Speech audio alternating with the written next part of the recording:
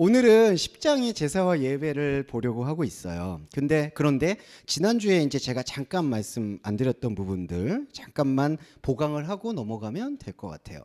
지난번에도 잠깐 말씀드렸지만 한 번 더 설명을 드리면 27절에 한 번 죽는 것은 사람에게 정한 것이요 그 후에는 심판이 있다라는 요 표현을 우리가 조금 더 묵상을 깊게 해야 되는 게, 한 번 죽는다라고 얘기하는 게 이런 육신의 죽음에 대한 운명을 얘기하는 게 아니라, 한 번 여기서 죽는다는 거는 말씀을 체험함으로써 내가 생각하고 있었던 인간의 죽음으로부터 벗어나는 것이 본래 하나님의 뜻이다라는 것을 강조하는 겁니다. 그러니까 모든 사람이 심판을 받는다는 뜻이 아니라요, 냉정히 얘기하면 생명을 가진 그리스도인이 이 단번이라는 하나님의 시간을 말씀으로 경험하게 되면, 우리는 이 죽음이라고 단어가 되어 있지만 사실은 하나님의 시간을 경험하게 되면 우리가 생각하고 있는 두려움과 공포인 죽음에서부터 분리가 되는 참 죽음을 맞이하게 됩니다.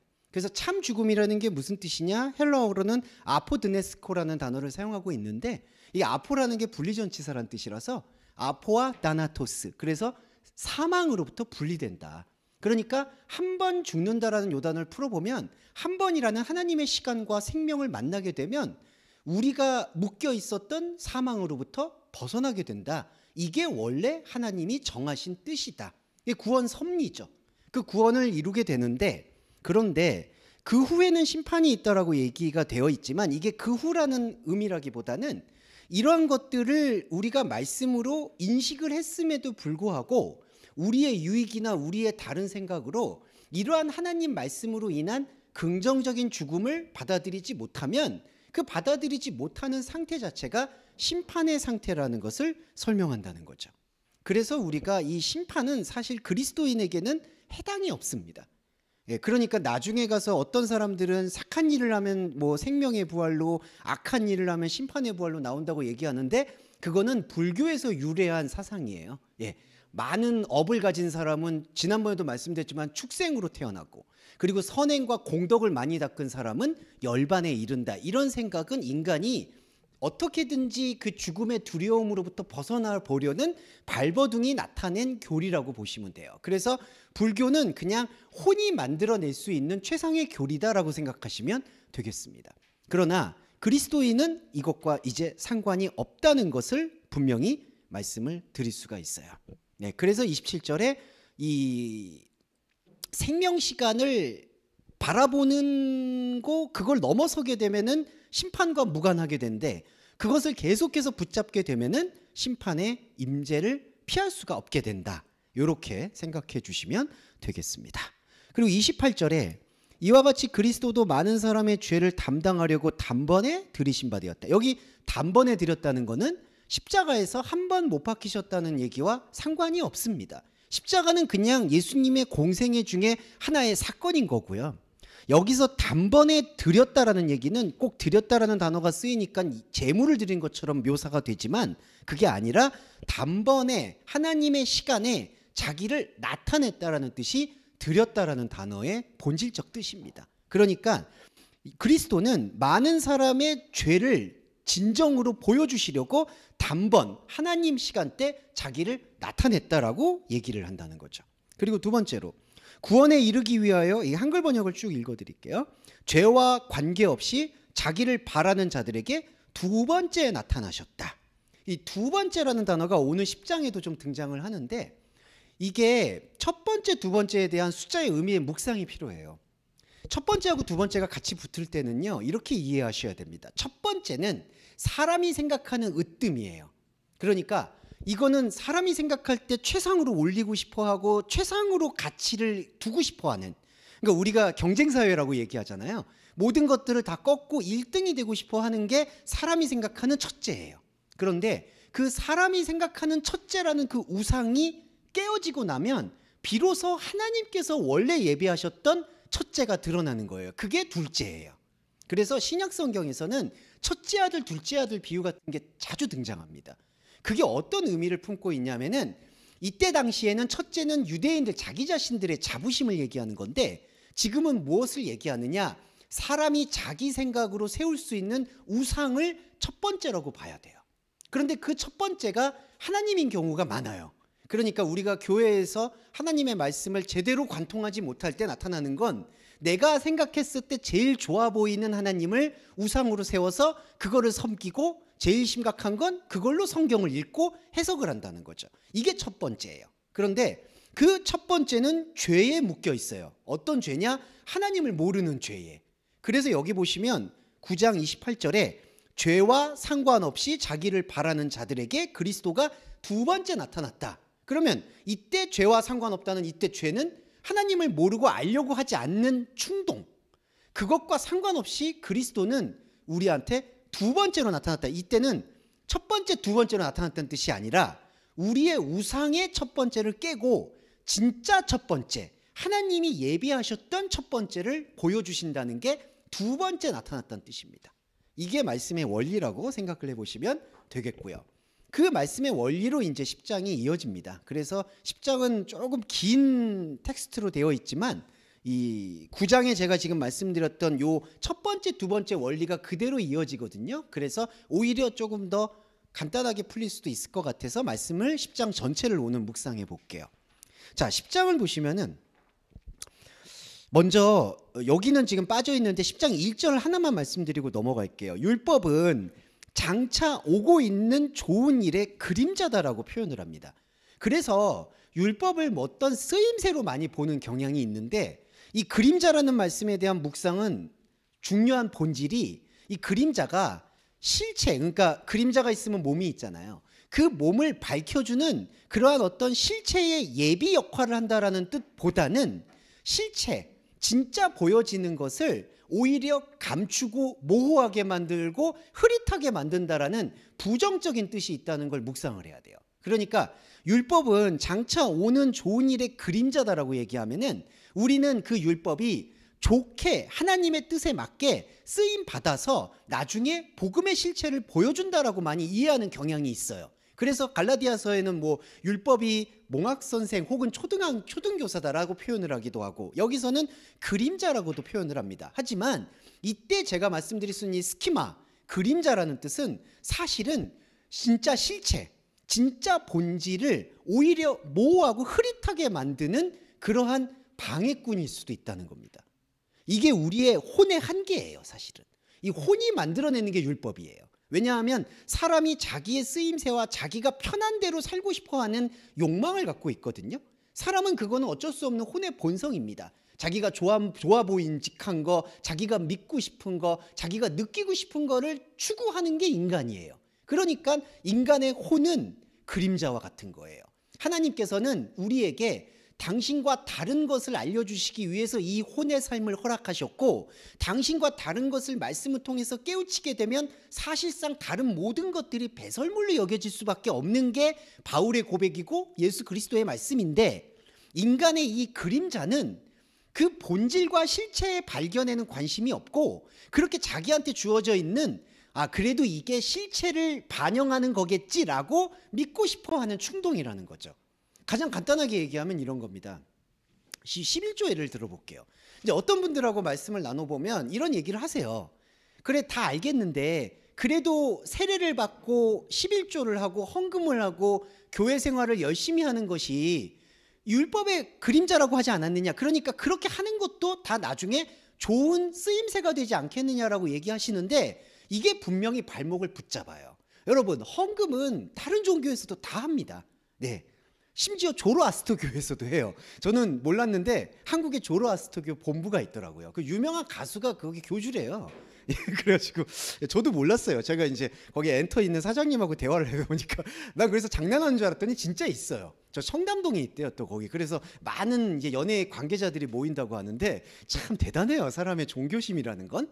아무튼 근데 거기서도 헌금이 있어요. 그러니까 이게 제가 말씀드리고 싶은 건 자, 그리스도의 본질로 들어오게 되면은 사실은 기도, 예배, 헌금, 11조, 세례, 할례 이 모든 것들이 하나님의 본질 안에서 해소가 돼야 되는데 이게 본질에 대해서는 오히려 흐릿하게 느껴지니까 잘 안 보려고 하고 그림자에게 이게 떡밥이죠. 이게 제밥이죠. 제밥에만 관심이 있어서 시간을 해소하게 되는 겁니다. 그래서 율법은 장차 오는 좋은 일의 그림자라는 이 뜻은 이 기록자가 좋은 뜻으로 적은 게 아닌 거예요. 이 율법이라고 우리가 혼으로 만들어 놓은 것들이 그 모세 오경에서 613가지로 막 파생되는 제사법, 위생법, 배상법 이러한 여러 가지 법들이 결국에는 레위지파의 발목을 붙잡았고 모세를 붙잡았습니다. 그래서 우리도 이 율법은 장차 오는 좋은 일의 그림자라는 이 개념을 긍정적으로 보실 게 아니라 오히려 하나님께서는 파편으로 주신 거를, 파편은 본질이 아니고 실체가 아니잖아요.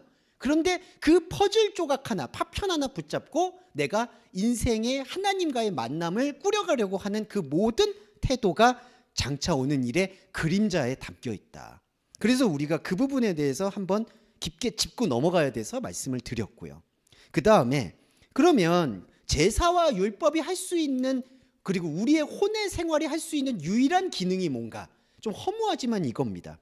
여기 3절에 이 제사들은 해마다 죄를 생각나게 하는 것이 있었다라고 하는 게 본질적인 뜻이에요.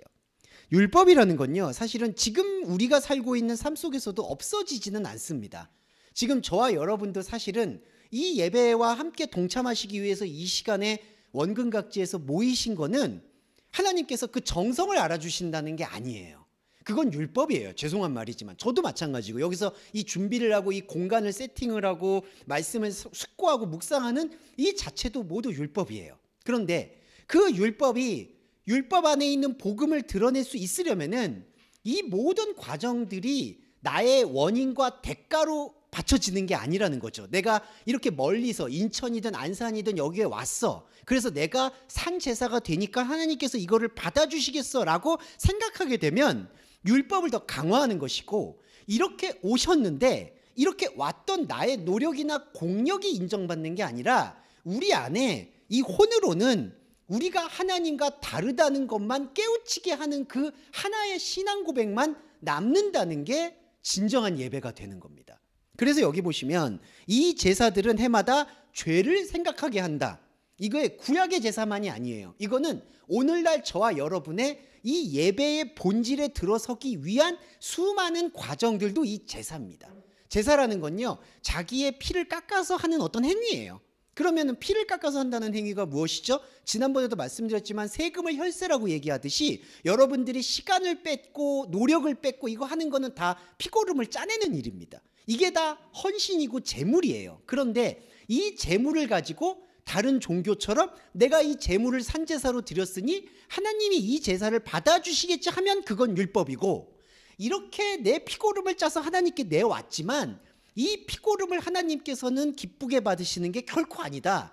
이 피고름과는 무관하게 이 시간과 이 노력의 마지막 본질은 내가 이렇게 노력하고 공력을 아무리 기울여도 나의 마음과 생각에는 하나님은 계실 수가 없다라는 사실, 곧 로마서에서 말하는 의인은 없나니 하나도 없다라는 사실을, 중요한 건 감정을 빼고 고백을 하게 된다는 거죠.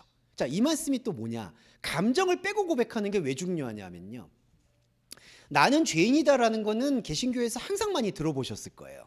그리고 죄송한데 그걸로 표현이 좀 위약적이지만 말씀드릴게요. 그걸로 재미를 보고 그걸로 선교단체를 만들고 그걸로 종교생활을 끌고 가는 것은 한국 기독교의 기둥입니다. 거의 십자가 얘기하고 재물 얘기하고 당신이 이렇게 피고름을 짜서 하나님께 헌신했기 때문에 당신은 천국을 갈 수 있어 라고 얘기하는 게 그 모습이고, 또 하나는 당신은 죄인입니다 라고 얘기하는 거를 내 오감을 짜내가지고 기도를 시켜요. 여러분, 이게 중요한 겁니다. 아, 나는 하나님 앞에서 진짜 죄인이었구나. 나는 하나님 앞에서 정말 아무것도 할 수가 없는 사람이었구나. 근데 중요한 건요, 이게 감정이 들어가게 된다는 건 뭐냐 하면요, 자범죄가 들어간다는 얘기예요. 무슨 얘기냐? 자, 죄를 생각나게 한다는 건요, 자범죄를 생각나게 한다는 게 아니에요. 그냥 말씀의 깊이를 보니까 내가 가지고 있는 모든 게 하나님과 달랐다는 걸 알게 되는 거고요. 하나님과 달랐다는 걸 아는 거는 부정적인 게 절대로 아니라는 거예요. 왜냐하면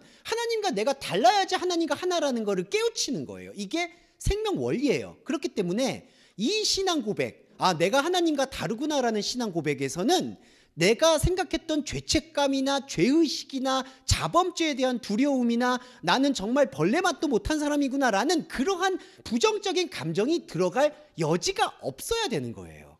그렇죠, 여러분? 그거는 왜 그러냐? 내가 죄인입니다라고 고백하는 거는 안타깝지만 우리 안에 있는 오염된 죄의 생각 때문에 그래요. 근데 이거를 계속 조장하게 되는 거죠. 당신이 죄인이니까 음란하고 혈기가 있고 뭐 절제하지 못하고 방탕하고 이런 것들을 다 끌고 오는 거예요. 자범죄를 가지고 죄의 결과를 가져가는 경우가 많은데 이거는 분리가 돼야 된다는 겁니다. 그래서 본질적으로 말씀드릴 때, 자, 우리가 생각하는 이 율법이라는 것에 대한 영적 고백은 우리가 생각하는 혼의 감정을 섞어서 나는 죄인입니다라고 얘기하는 것과 달라야 된다는 겁니다. 나는 죄인입니다라는 고백을 오히려 당당하고 기쁘게 고백할 수 있으셔야 돼요. 죄가 더한 곳에 은혜가 넘쳤다라는 그 말씀을 기억하시면서 내가 지금 말씀으로 나의 율법과 나의 혼적인 삶으로는 하나님과 다르다는 그 하나의 고백밖에는 남는 게 없구나라는 것을 오히려 기쁨으로 고백을 하셔야 된다는 거예요. 죄의 고백을. 그게 아니라 자꾸 내가 죄인입니다. 내가 한탄입니다. 나는 앞으로도 죄인일 것입니다.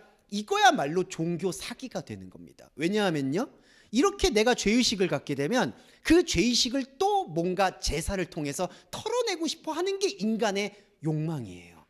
이게 진짜 집요합니다. 그렇기 때문에 자자손손 유교 전통에서는 원래 유교가 제사가 그렇게 중요한 게 아닌 것 같은데도 계속해서 해마다 종갓집이든 무엇이든 제사를 드리죠. 그리고 샤먼에 빠져 있는 사람들은 그 샤머니즘적인 제사를 통해서 뭐 그게 살굿이 되었건 달래는 굿이 되었건 뭐가 되었든 그걸 달래주죠.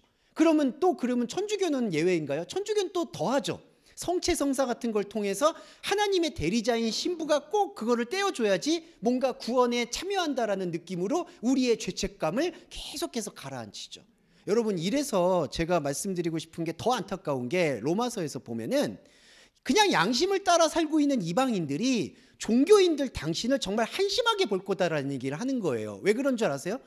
일반적으로 사는 사람들은 죄의식을 어떻게든지 그냥 벗어나려고 합리화를 시키잖아요. 그런데 종교 안에 있는 사람들은 이 죄의식을 갖고, 죄송한 말인데, 장사를 해야 되기 때문에 그 죄의식을 매주마다 생산시키는 거예요.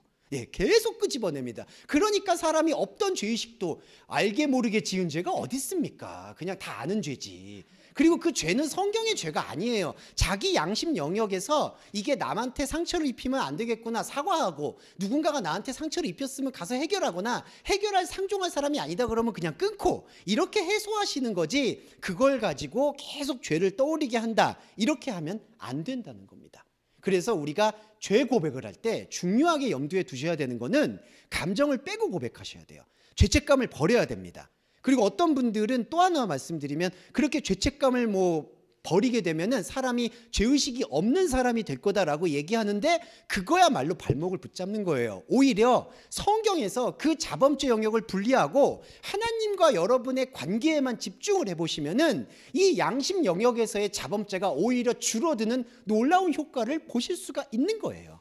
왜 그런 줄 아세요? 다 보시면 아시겠지만, 내가 하나님과 집중을 하려다 보면 내 감정이 평탄해져야 됩니다. 그러면 그 평탄해지기 위해서는 이 양심의 관계가 잠잠해지기를 원하게 되는 거예요. 그러면 하나님은 그 원하게 되는 배려의 기도를 들어주시게 되고요, 이 현상계에서의 양심의 들쭉날쭉한 일들을 잠잠케 하시면 우리는 그거를 기회 삼아서 하나님과 내가 다르다라는 말씀 고백을 더 깊게 들어가게 되는 거예요. 이게 영적 선순환이 일어나야 됩니다.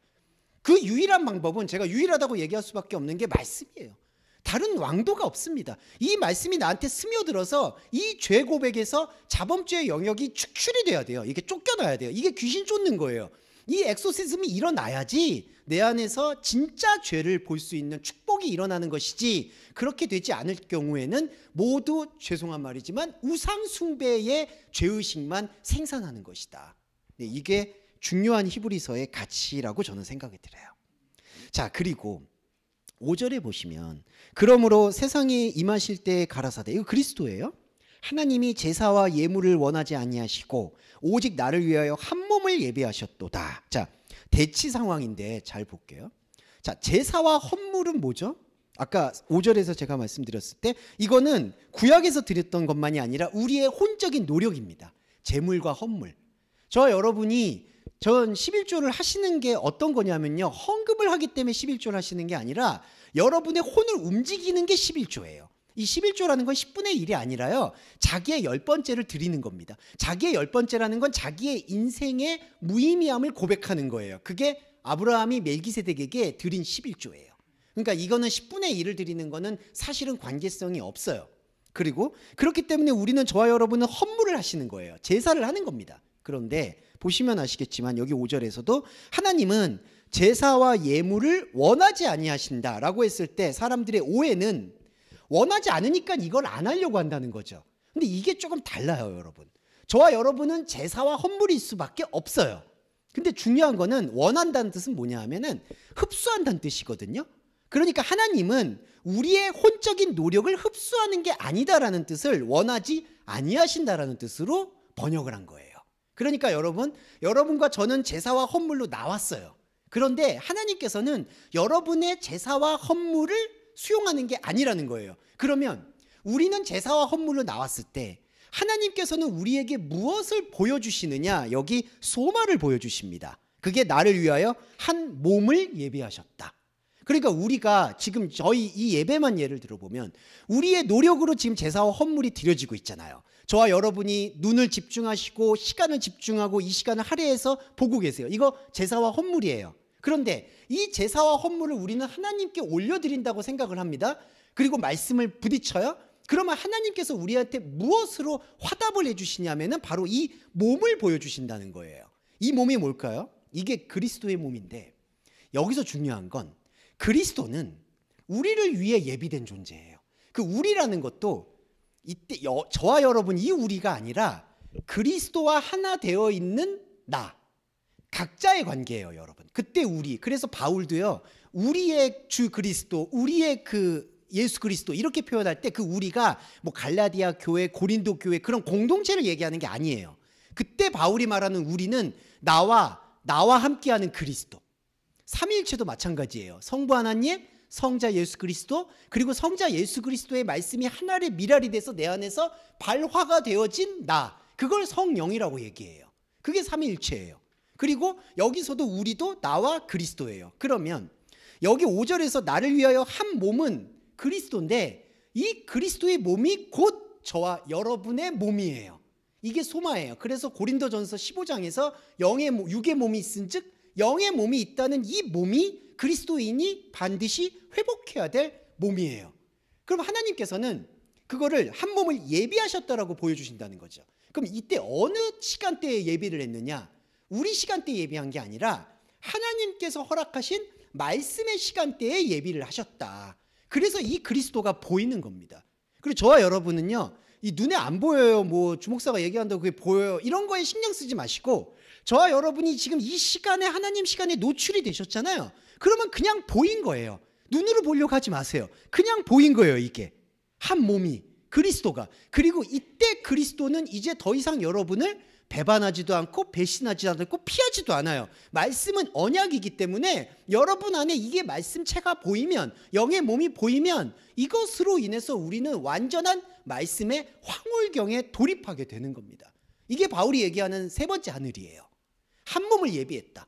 그러니까 우리는 율법으로 하나님한테 나가요. 하지만 하나님은 그 율법을 원하지 않는다는 건 그걸로 흡수를 안 해요. 하지만 너무나 기쁘게도 우리는 혼으로 말씀을 볼 수밖에 없는데 당신은 영으로 우리한테 화답을 해주신다는 거예요. 이게 얼마나 기쁩니까?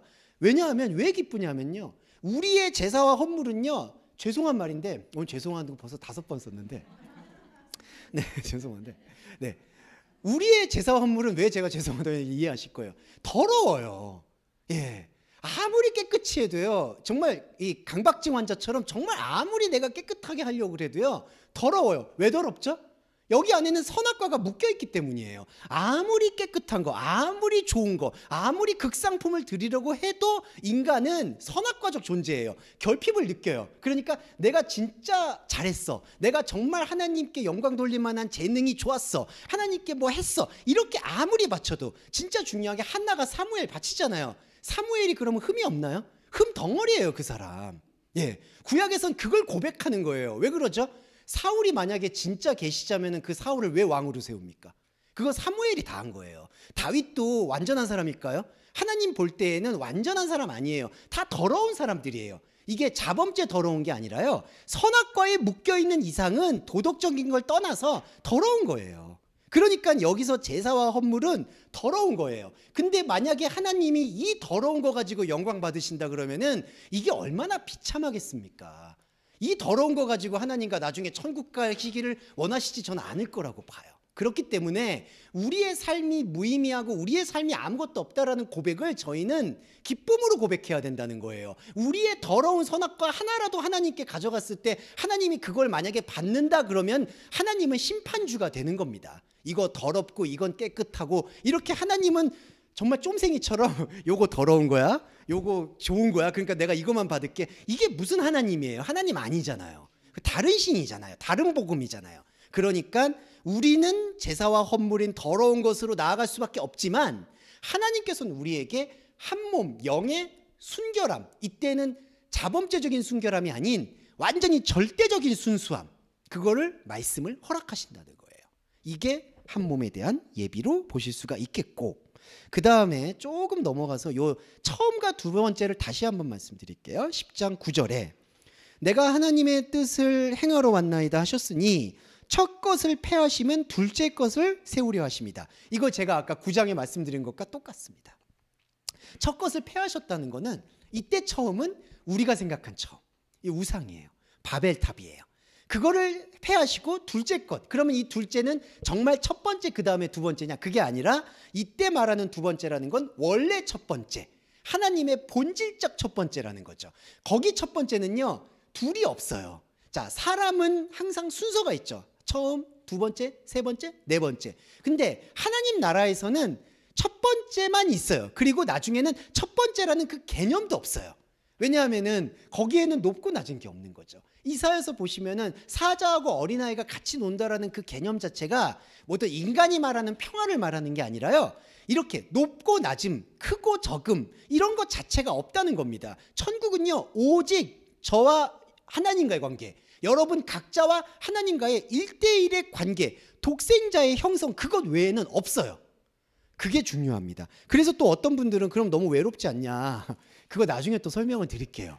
네, 그것도 사람 생각이에요. 이렇게 하나님과, 그러니까 이런 거죠. 저도 그때 고민이 많았어요. 하나님이 저하고 말도 안 통하는 사람인데 맨날 이렇게 만나서, 아니 아무리 사랑하는 연인도 맨날 얼굴 뜯어먹을 것도 아니고, 근데 이제 얼굴이 잘생기신 분을 보면은 꽤 오래 가긴 하죠, 당연히. 예, 그거는 어쩔 수 없는 것 같습니다. 사람은 외모를 볼 수밖에 없기 때문에. 하지만 아무리 그래도 한계가 있는데 하나님과 나만 있다 그러면 이게 무슨 천국이야라는 생각이 있는데, 그건 나중에 조금 더 풀어드릴게요. 이 몸이 갖고 있는 그 다채로움이 있거든요, 소마.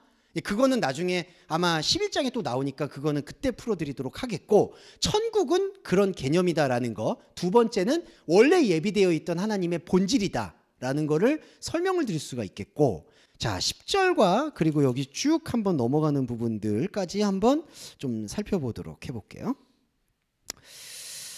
20절까지 한번 가볼게요. 자, 가보는데 여기서는 이제 중요한 거는 뭐냐면은 12절입니다. 여기 제가 12절을 뺐는데 10절에 포함되는 내용인데 한번 말씀을 부연 설명 드릴게요. 오직 그리스도는 죄를 위하여 한 영원한 제사를 드리시고 하나님 우편에 앉으사, 13절 연결해 볼게요. 원수를 자기 발 아래 놓일 때까지 하나님 우편에 앉히셨다라고 얘기하는데, 이게 이제 말씀의 활동성인데, 자 설명을 드릴게요. 그리스도가 영원한 제사를 드렸다고 하는데, 자 이게 대속의 원리입니다. 자 중요한 건 뭐냐면, 자 우리는 제사로 나오잖아요, 하나님한테. 근데 하나님이 제사를 받을 수가 없어요. 아까 말씀드렸죠, 제사를 원하지 않는다. 그러니까 우리는 제사로 나가요. 근데 하나님은 제사를 못 받아요. 그럼 이거는 영원히 그러니까 접점이 없죠. 중보자가 그리스도잖아요. 그러니까 하나님이 우리의 제사를 받아들이는 게 아니라 우리의 제사에서 복음을 추출하기 위해서 그리스도, 하나님 자신이 그리스도를 제사로 보내신다는 거예요. 그게 영원한 제사예요. 자, 여기서 이제 중요한 게 이거예요. 제사가 그냥 제사가 아니라 디아케네스 디시아, 영원한 제사라는 건데, 영원한 제사와 우리가 생각하는 제사와 다르다는 걸 이해해야 됩니다. 여기서 왜 갈라지냐면, 자, 계속 말씀을 드렸는데, 하나님이 보낸 그리스도가 구약 시대 때 드렸던 황소와 염소의 피의 제사냐? 그게 아니라고 말씀드렸잖아요. 그러면 하나님이 보낸 그리스도의 제사라는 건 뭐냐? 자, 첫 번째 제사는 우리 눈높이를 맞춰주시는 거죠. 우리는 말을 해도 행동을 해도 뭘 해도 다 제사잖아요. 선악과잖아요. 그러니까 하나님의 아들이 우리 선악과 차원으로 내려왔다는 게 첫 번째 제사예요. 두 번째 제사는 뭘까요? 우리는 근데 선악과에서만 제사를 드리잖아요. 그리고 제사 자체가 선악과예요. 하나님이 보내신 그리스도의 두 번째 역할은 이 제사 외에 예비되었던 하나님의 예배가 따로 있다라는 것을 선포하시는 제사가 있습니다. 그러니까 제사가 아닌 제사가 바로 그리스도의 제사예요. 그러니까 이게 완전히 다른 게요. 사람은 이렇게 1년에 1차씩 제사를 드렸었는데 하나님의 아들이 오셔서 이 제사를 이제는 한 번으로 해결해 주셨다라고 보게 되는데, 그렇게 되면은 원래 우리가 가졌던 혼의 제사가 계속 연속되는 것밖에 안 돼요, 여러분. 근데 그게 아니라 그리스도의 제사는 우리가 계속 이렇게 제사를 드리고 있는데 여기 들어오셔서 야, 그 제사 잘못된 거야. 아니야. 그 제사는 아예 형편없는 거야. 소용없는 거야. 라고 선포해 주셔서 인간이 그 선포를 못 감당하고 받아들이지 못하니까 십자가에 못 박은 거예요. 이게 십자가예요. 그래서 그리스도의 영원한 제사는 우리의 제사, 우리의 선악과가 하나님에게 아무것도 받아들여질 수가 없다라는 것을 선포하는 제사가 바로 영원한 제사입니다. 그래서 그 영원한 제사가 우리가 깨닫게 되잖아요. 지금 저와 여러분이 알게 되잖아요. 그러면 그분이 하나님 우편에 앉았다는 뜻은 뭐냐면요, 저렇게 무슨 백보자 안에서 저 천상계에서 앉아있다 이런 판타지가 아니라, 우편이라는 거는 말씀의 운동성이에요, 여러분.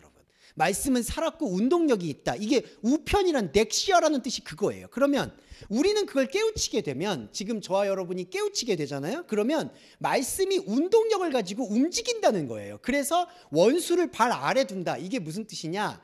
원수는요, 바로 우리 자신이에요. 이 선악과라는 게 원수를 만듭니다. 자, 선악과에서 악은요, 선의 결핍이고 선은 악의 완성이에요, 여러분. 그래서 이거는 계속 도돌이표처럼 계속돼요. 왜냐하면은 내가 결핍을 극복해서 선을 쟁취했다고 생각해 보세요. 근데 아까 말씀드렸듯이 우리는 또 결핍이 보여요. 이 뭐 그냥 간단하게 얘기하면은 돈 욕심이라서가 아니라, 돈을 많이 버는 사람은 더 벌고 싶잖아요. 이거 어쩔 수 없는 거예요. 그러니까 그게 인간이 가지고 있는 욕망이고 본능이에요. 이게 선악과예요. 그러니까 그게 인간에게는 보일 수밖에 없는 거예요. 그러다 보니까 내 안에 있는 결핍은 원수예요. 원수가 뭐죠? 내가 짓밟아서 극복을 해야 될 내 안에 있는 티예요, 티. 근데 그 티는요, 끝없이 보입니다. 그리스도인이 그 티를 없애게 해달라고 기도하는 것만큼 어리석은 게 없는 거예요. 그게 성령 회방입니다, 여러분. 근데 그런 기도를 하고 있으면 어떡하냐고요. 이거 진짜 답답한 거예요. 이건 죄송하다는 얘기 안 할래요, 진짜.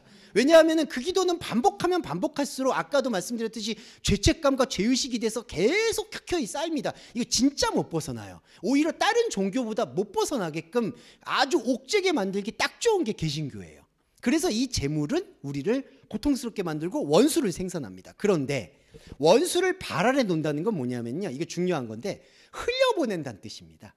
흘려보낸다.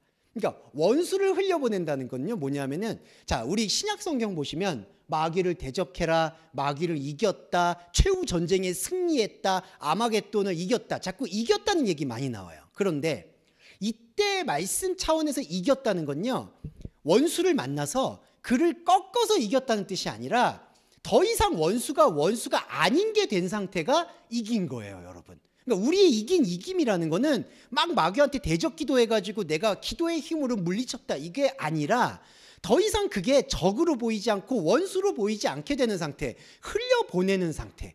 그러니까 저와 여러분의 이 그리스도인의 삶의 반경은 달라질 수밖에 없는 게, 원수에 대해서 이 말씀을 인식을 가지게 되면은 사실은 이 원수라는 건 존재하지 않는구나.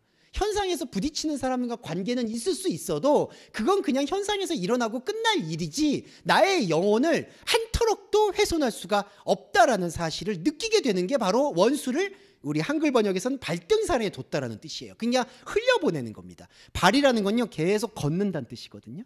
근데 발등상 아래라는 거는 그 걷는 것, 배설물로 여기는 것처럼 그냥 걸어가면서 그거를 다 그냥 흘려보내는 거예요. 그래서 제가 여기다가 심판으로 흘려보내는 영적 현상이 되어진다, 이렇게 말씀을 드릴 수 있겠고요. 자, 14절 조금 더 넘어가 볼게요. 저가 한 제물로 거룩하게 한 것을 영원히 온전케 하셨다. 자, 이 제물도, 이 제물이라는 단어가 그 프로스포라가 쓰였는데 이 재물이라는 뜻, 헌물이라는 뜻이 뭐냐면은 제가 여기 적어놨듯이 주다 받다라는 뜻입니다. 그러니까 주고 받는다는 뜻이에요. give and take예요. 그러면 자, 그리스도가 제물로 거룩하게 된 것을 영원히 온전케 하셨다. 그리스도는 먼저 우리에게 제물을 줘요. 우리한테 내어주죠. 아까 제가 말씀드렸죠. 그런데 우리는 그 제물을 어떻게 이해하느냐? 만약에 우리가 율법의 말씀으로 받아들인다 그러면은 예수님이 자기를 제물로 내어주신다 그러면은 우리가 만약에 율법 차원에 가로막혔다 그러면 예수님을 그냥 제물로 덥석 물어요. 황소의 피로 문다는 거죠. 지금 죄송하지만 십자가를 고백하게 될 때 대부분이 그런 거예요. 예수님이 우리의 죄를 위해서 자기를 내어주셨대. 아, 예수님 너무 감사해. 예수님 피 좋아. 이거 좋아 보이죠? 근데 이게 절대로 안 좋아 보이는 게 예수님이 우리한테 제물로 내어줬을 때 그걸 붙잡으면 안 돼요. 왜 그럴까요? 예수님이 우리한테 내려와서 성육신, 말씀이 육신이 되신 목적은 우리가 드리고 있는 이 제물이 잘못된 제물이라는 것을 일깨워주는 복음이라는 겁니다. 그러니까 우리가 황소로 드렸던 거를 덥석 잡아서 이제 황소의 피 안 잡아도 돼. 예수의 피만 잡으면 돼. 이거 십자가에 계속 매주마다 못 박는 거예요. 예수의 피, 예수의 피, 이번 주도 예수의 피, 다음 주도 예수의 피. 이거는 황소를 붙잡는 거예요. 그런데 예수님의 제물은 뭐냐면은 예수 그리스도가 우리 안에 들어와서 우리는 잡으려고 했는데 말씀이 눈을 뜨고 보니까 아, 이거는 내가 잡아야 되는 게 아니라 내가 했던 지금까지의 제사를 내려놓으라는 얘기구나. 이거를 선포하는 게 십자가 복음입니다. 우리가 십자가 복음이 기독교의 가장 핵심이잖아요. 근데 십자가 복음에 대한 가장 정확한 이해는 우리가 해왔던 모든 것은 그게 도덕적으로 깨끗하든 아니면은 윤리적으로 타락하든 상관없이 하나님 앞에서 모두 선악과였다는 것을 고백하는 그게 십자가 복음의 정수예요. 그 제물. 그래서 우리는 거룩하게 되는 겁니다. 이 부분이 우리 안에서 조금 더 기쁨으로 다가와야 될 것 같고 그래서 예수의 피 안에서 19절에 보시면은 성소로 들어간다 이렇게 얘기하는 게 이때 성소라는 게 우리 안에 에덴 동산을 뜻하는 거고요. 이때 에덴 동산이라는 게 하나님 시간 속에서 예비되었던 하나님의 황홀경이라는 거죠. 이 황홀경이라는 게 그 불교 경전에서 황홀경이라는 단어를 번역을 해서 그런데 원래 불교 경전 뜻이 아니에요. 이 황홀하다는 뜻은 타르데마라는 히브리어인데 이게 요것만 설명드리고 쉬는 시간을 가질게요. 자, 하나님의 황홀경 이 지성소하고 연결을 드리면 타르데마라는 히브리어의 뜻은 잠이 든 것도 아니고 잠이 깬 것도 아닌 상태예요, 여러분. 그걸 우리가 표현할 때 뭐 비몽사몽이다라고 표현을 하죠. 근데 이 타르데마라는 황홀함이라는 건 뭐냐면 이게 상당히 오묘한 신비인데 자, 잠이 안 들어있다, 잠이 깨어있다는 건 우리의 혼이 깨어있다는 뜻이에요. 그런데 잠들어 있다는 거는 영이 깨어있다는 뜻입니다. 그러니까 이 잠을 염두에 두고 보면 잠이 깨어있는 상태는 내 혼의 감각기관이 깨어났다는 상태고 잠들었다라는 거는 혼의 감각기관이 잠들고 영의 감각기관이 떴다는 거예요. 그런데 황홀하다는 뜻은 뭐냐면요. 그 두 개가 조화롭게 유지되고 있는 상태라는 거예요. 그러니까 하나님의 생각과 감정, 하나님의 존재와 나의 존재가 계속해서 함께하고 있는 상태가 황홀경이에요, 여러분. 그게 말씀의 상태예요. 저와 여러분이 육신의 옷을 벗고 나서도 지금도 마찬가지인데 육신의 옷을 벗고 나서도 그 세계가 유지되는 게 바로 천국입니다. 이게 하나님과 함께, 하나님과 다른 상태. 이게 우리 안에서 계속해서 유지되어야 된다는 거죠. 네, 이 부분까지 말씀을 드렸고 좀 이따가 다시 후반부 말씀 드릴게요. 네. 자, 이제 두 번째 시간 좀 가져보도록 하겠습니다. 아이고. 아이고, 집사님 피곤하실 텐데 죄송합니다. 조금만 더 참여해 주시면 감사하겠습니다. 자, 22절부터 조금 더 말씀 묵상을 좀 들어가 볼게요. 10장 22절입니다. 10장 22절에 우리가 마음의 뿌림을 받아 양심의 악을 깨닫고 몸을 맑은 물로 씻었으나 참마음과 온전한 믿음으로 하나님께 나아가자라고 돼 있어요. 그런데 이게 이 말씀 자체의 원문의 의미는 분리적인 의미를 가져야 됩니다. 이게 무슨 뜻이냐 하면은 여기 보시면 그냥 한글 번역으로 잠깐 설명을 드려볼게요.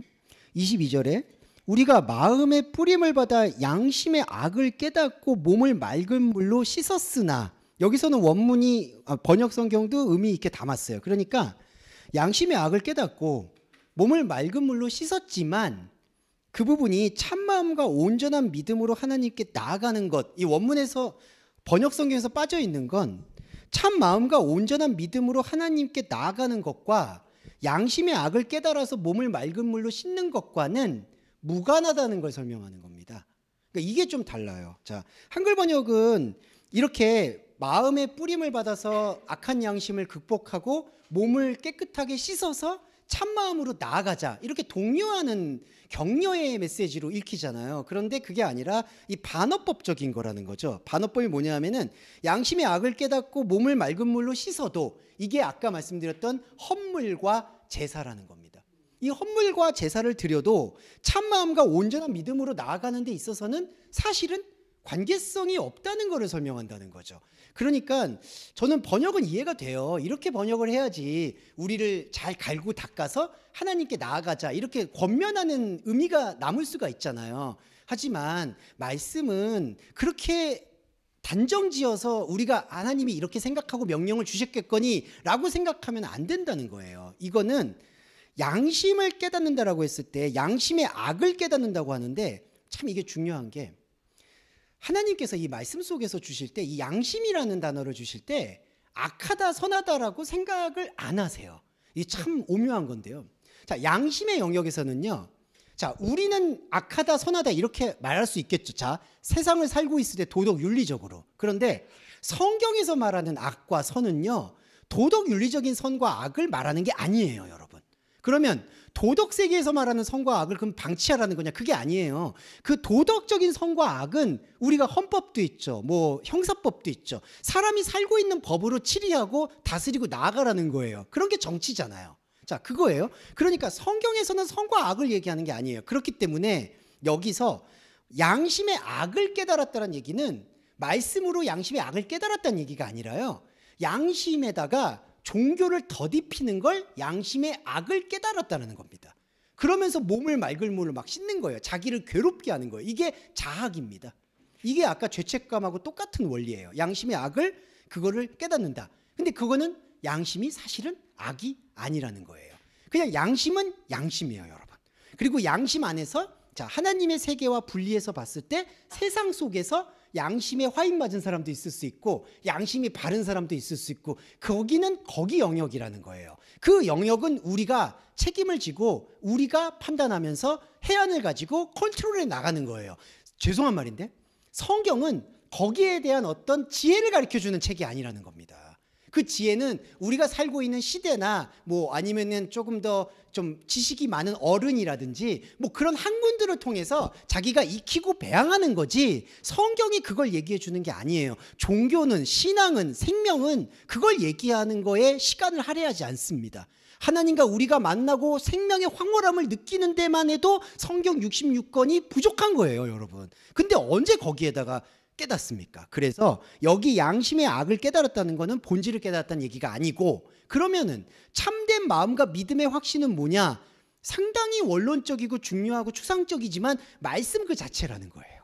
그러니까 이 말씀 자체는 우리가 도덕적으로나 윤리적으로 적용하는 문제가 아니라 내 안에서 타오르는 생명의 용광로와 같은 거라는 거죠. 욕망이 아니라 하나님과 함께 들끓는, 하나님만으로 만족하고 하나님과 함께하고자 하는 그 영적인 지점, 거기가 참된 마음이 됩니다. 이 참된 마음은 사람의 공력, 뭐 사람의 노력, 사람이 쌓는 거, 이것과 아무 상관이 없어요, 여러분. 근데 우리는 이런 시간에 나온 거 아까도 말씀드렸지만 제사와 노력이죠.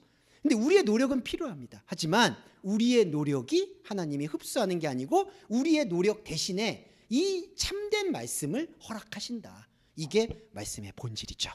그리고 23절에 또 약속하신 이는 믿으시니 우리가 믿는 도리의 소망을 움직이지 말고 굳게 잡아, 뭐 이렇게 나와 있습니다.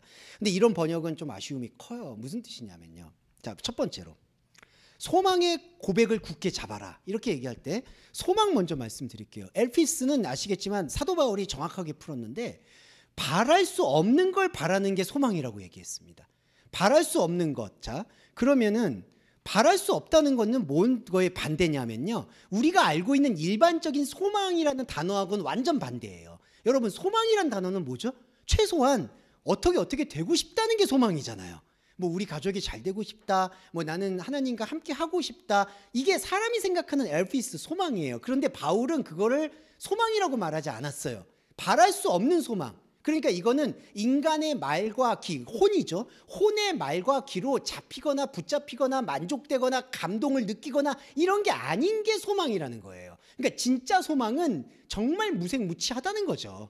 우리의 영적인 기관에 있기 때문에 우리의 영의 기관은 하나님의 것으로 가득 차 있지만 우리는 하나님의 것에 대해서 사실은 선악과에 묶여 있기 때문에 하나도 알려고 하지 않아요. 이게 인간이 갖고 있는 충동이에요. 본성이에요. 그렇기 때문에 하나님의 영적인 생명에 대해서는 무감각하고 혼적인 감각에 대해서만 눈이 떠 있기 때문에 우리가 성경에서 소망을 얘기해도 혼적인 감각에서의 소망만 붙잡게 되는 겁니다. 이게 비참한 거예요. 이게 오호라 곤고한 몸입니다. 그냥 그 소망만 갖는 거예요. 심지어 천국조차도 버려야 돼요, 여러분. 이 천국도 우리가 머릿속에서 구상하는 거예요. 천국에 가면 내가 어떤 아파트에 살겠지, 뭐 어디 가겠지. 거기 가서 왜 아파트에 사는지 모르겠지만 예전에 어떤 입신하신 분들이 맨날 그런 얘기를 하셔서 제가 여전히 아파트에 트라우마가 있는데 아니 천국에 가서는 좀 넓게 살아야지 왜 아파트에 가서 살아요. 아니 아무리 펜트하우스라고 그래도 아파트는 한계가 있는데 아무튼 그게 인간이 구상하고 있는 최소한의 소망이라는 거예요. 근데 여기서 소망의 고백을 굳게 붙잡는 것은 전혀 그것과 상관없이 사실은 혼적인 디자인이 되어지지 않았지만 분명히 있는 것, 이게 말씀이에요, 여러분. 이게 말씀이 그래서 어렵습니다. 왜 어려울까요? 말씀이라는 게 우리가 디자인하고 있는 것으로는 절대로 구상이 되지 않기 때문이에요. 여러분, 그게 구상이 되면 우상이에요. 그게 십계명을 어길 수밖에 없게 되는 거예요. 내가 소망이다 그러면은 난 하나님 사랑해. 심지어 우리가 하나님을 사랑하고 싶어 하는 그것도 혼의 말에 오염되어 있으면 우상이에요. 그래서 여기 소망의 고백을 굳게 잡는 것은 바랄 수 없는 것을 바라는 오직 말씀을 향하는 것. 이게 어렵지만 우리 안으로 육박해 들어오고 희망적으로 말씀을 드리면 처음에는 영의 감각이 없으니까 내가 제대로 가고 있는 건지 뭔지 잘 모르겠어요. 왜냐하면 혼만 가득 차 있으니까. 근데 점점점 하나님의 말씀이 침투하잖아요. 천국이 침노한다고 하듯이. 그러면은 혼의 감각보다 영의 감각이 점점점 느껴지는 순간들이 저와 여러분에게 비록 찰나라 하더라도 그런 것들이 느껴져요. 죄송한데 여기 모이고 있는 그 증거예요, 이게. 여기 와서 뭘 들으시겠어요, 사실은. 좀 이따가 케이크를 먹긴 하겠지만 케이크도 되게 작은 걸 시켜서 제가 역시 이 스케일이 작다는 게 이런 거에서 느껴지는데 좀 이렇게 막 이렇게 넉넉하게 사면 되잖아요. 근데 주보도 그렇고 케이크도 그렇고 뭐랄까 이거는 자기의 본성인 것 같아요. 저의 그 그릇의 한계. 자, 그런데 그런 어떤 기쁨을 위해서 모이신 게 아니잖아요. 사실은 모든 게 휘발된다는 걸 오늘도 확인하셨는데 그럼에도 불구하고 여러분 안에서는 이제 혼의 감각은 휘발돼도 영의 감각이 점점 확장이 된다는 거죠. 이게 침노의 원리라고 생각하시면 돼요. 그러면 영의 감각이 점점 오시게 되는 그 생명력이 바로 말씀의 지식이다. 이거에 대해서 우리가 조금 더 묵상할 필요가 있어서 말씀을 드렸고요. 상급에 대한 말씀 드리고 좀 넘어갈게요. 이 중간 부분은 제가 다음 주에 다시 원수 갚는 것, 짐짓, 범한 죄, 자범죄 영역에 대한 설명이 있는데 그 앞 시간에 말한 거하고 좀 겹치기 때문에 넘어가고 요 인내에 대해서만 말씀을 드리겠습니다. 요 10장 34절, 35절, 36절 여기 연결하고 37절 말씀으로 오늘 예배 마무리할게요. 자, 34절. 너희 산업을 빼앗기는 것도 기쁘게 당한 것은 더 낫고 영구한 산업이 있는 줄 알미라. 35절 담대함을 버리지 말아라. 이것이 큰 상을 얻는다. 요거 큰 상이 있고요. 더 좋은 사업이 있어요. 근데 마지막에 그게 36절에 너희에게는 인내가 필요하다라고 얘기합니다. 이게 말씀의 오묘한 상관관계를 좀 설명드릴게요. 큰 상급과 하늘에 머무는 더 큰 거, 큰 상, 하늘에 머무는 거, 이거와 인내가 동의어입니다. 동일한 단어예요. 그러니까 인내라는 단어가요, 큰 상이고 소유예요, 여러분. 그러니까 이게 한글 번역으로 읽게 되면은 너희들에게는 장차 큰 상이 주어질 거니까 지금 참고 인내해라. 근데 이거는 대표적으로 이렇게 원인과 결과에 대한 해석인 거예요. 그러니까 나중에 큰 상급 이런 거 많이 들어보셨잖아요. 나중에 큰 상급 받을 거니까 지금 좀 힘들어도 참으라는 걸 인내로 둔다는 거죠. 근데 여기 말씀에서의 원문적인 흐름은 그게 아니라 큰 상이 바로 인내다. 그러면 인내라는 개념을 묵상해야 되는데 이 인내는 우리가 참는다라는 인내의 개념이 본질이 아니라요, 휘포모네스라고 해서 어디 안에 머문다는 뜻입니다. 그러니까 인내라는 거는 우리의 감정적인 결단을 요구하는 단어잖아요. 인내해라, 인내하세요, 참으세요. 근데 이 히브리 헬라어에서의 휘포네스는 그 뜻이 아니라 어디에 머물러 있어라 이 뜻이에요. 어디에 머물러 있죠? 이게 간단하게 말씀드리면 말씀이에요. 인내는요, 그냥 말씀에 머무는 그 상태가 인내예요. 우리 시간을 견디는 게 인내가 아니에요.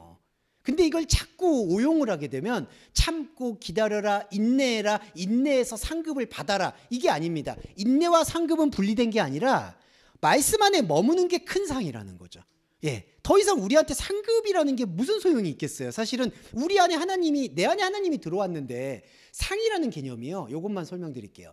이 말씀에서의 상은 존재가 하나님이 자기 자신을 보여주는 게 미스도스, 상이라는 거의 최상급이에요.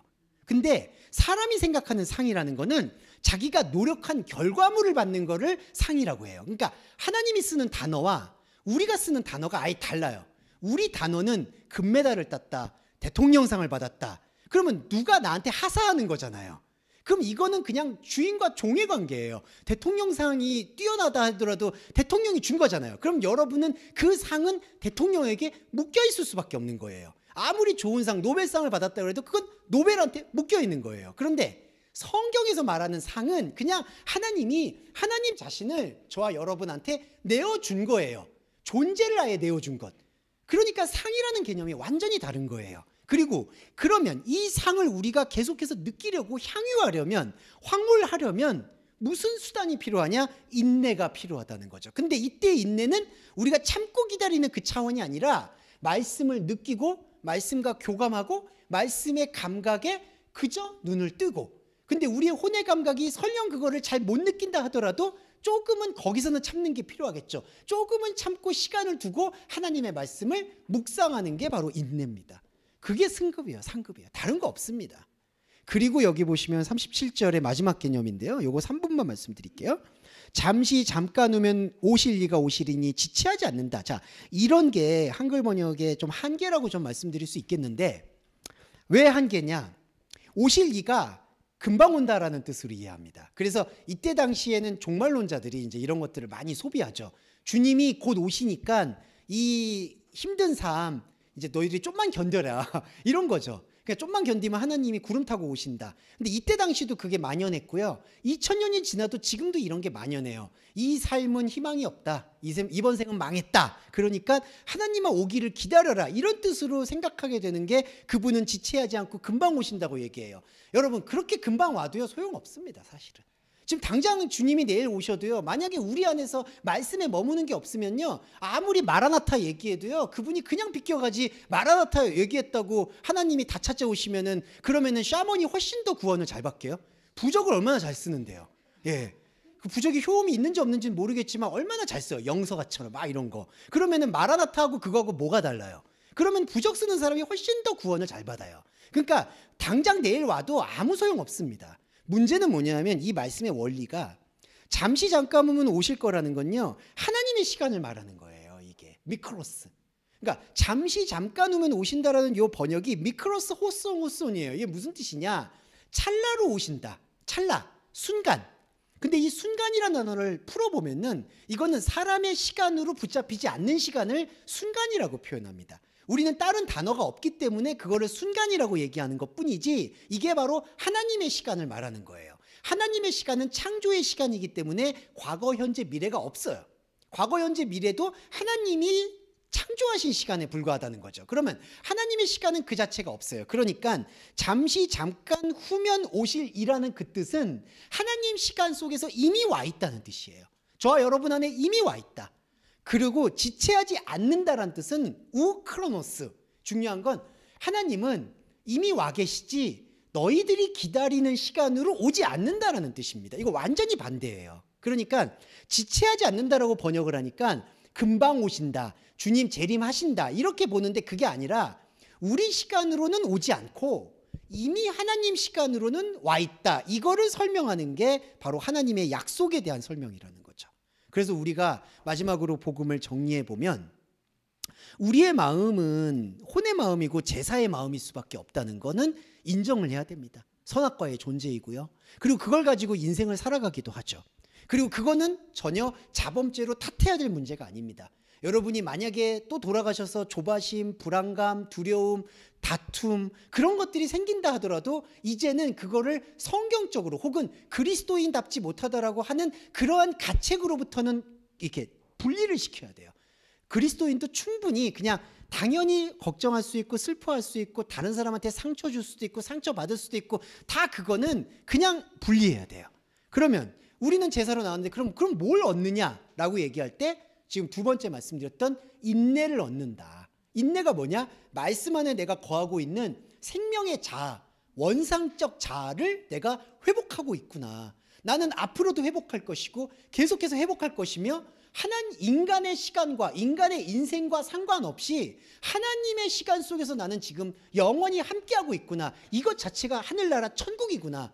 그러면 죄송한 말인데 구원을 받았냐 안 받았냐의 차원을 넘어서서 내가 곧 그리스도의 말씀 구원이 되었구나라는 존재론적인 합일. 나와 하나님은 하나이다. 나와 하나님은 다르지만 나와 하나님은 하나일 수밖에 없다라는 약속에 눈을 뜨게 된다는 겁니다. 예, 이 말씀을 기억해 주시면서 오늘 예배는 마무리하도록 할게요. 배려의 기도, 정리의 기도와 주기도문으로 마무리하겠습니다. 사랑해 주님 감사합니다. 당신을 느끼고 당신을 만지고 당신과 함께하고 싶었던 우리의 혼의 욕망을 내려놓는 것은 참으로 어렵고 힘든 길이었습니다. 그러나 그 어렵고 힘듦이라는 생각들이 이제는 그리스도의 진정한 말씀 안에서 은혜와 기쁨으로 돌변함을 고백합니다. 우리 그리스도 동서말씀교회 교우 여러분들이 그 생명의 고백 위에 함께하고 있음을 확신합니다. 이 확신 위에, 이 언약 위에 교회를 세우셨음을 고백합니다. 사랑하는 하나님, 또한 간절히 구하옵는 것은 그럼에도 불구하고 우리가 살고 있는 현상의 삶은 여러 가지로 뒤엉켜 있습니다. 한마디로 엉망진창입니다. 관계는 어려워지고 경제적인 어려움은 시시각각 있으며 물질과 그리고 몸의 고통도 뒤따릅니다. 간절히 바라는 것은 하나님, 우리 동서말씀교회 교회 여러분들이 하나님의 말씀만 온전히 듣고 이해할 수 있도록 이 현상적인 삶들이 잠잠해질 수 있도록 배려해 주시기를 소원합니다. 관계로 어려움이 겪는 분이 있다면 그 관계가 조속히 해결될 수 있도록 배려해 주시고, 건강에 어려움이 있다면 좋은 의학과 의술을 통해서 더욱더 생명을 연장하여 하나님의 말씀을 더 깊게 들을 수 있도록 배려해 주시고, 마지막으로 경제적 어려움으로 인해서 그 신경 쓰는 것이 하나님의 말씀을 보는 것을 갉아먹을 때 하나님께서 그 돈에 대한 충만한 하나님 당신의 컨트롤을 허락하셔서 너무나 많지도 너무나 적지도 않게 당신의 삶에서 누릴 수 있는 충분한 생명력으로 공급하여 주시기를 소원합니다. 우리 주 예수 그리스도의 이름으로 감사하며 기도합니다. 아멘. 주기도문 함께 하겠습니다. 하늘에 계신 우리의 아버지여, 이름이 거룩히 여김을 받으시오며 나라에 임하옵시며 뜻이 하늘에서 이룬 것 같이 땅에서도 이루어지이다. 오늘날 우리에게 일용할 양식을 주옵시고 우리가 우리에게 죄 지은 자를 사하여 준 것 같이 우리의 죄를 사하여 주옵시고 우리를 시험에 들게 하지 마옵시며 다만 악에서 구하옵소서. 대개 나라와 권세와 영광의 아버지께 영원히 있사옵나이다. 아멘.